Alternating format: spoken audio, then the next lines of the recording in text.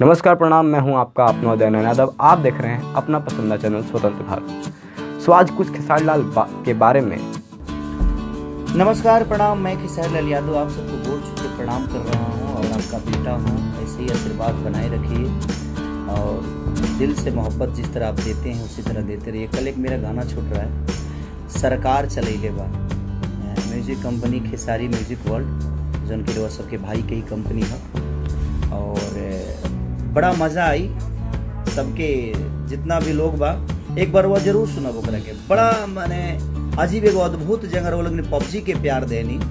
हमरा लागत है जी एक महीने में 80 से 85 मिलियन वो लोग ओकरा के सुन लेहनी, देख लेहनी।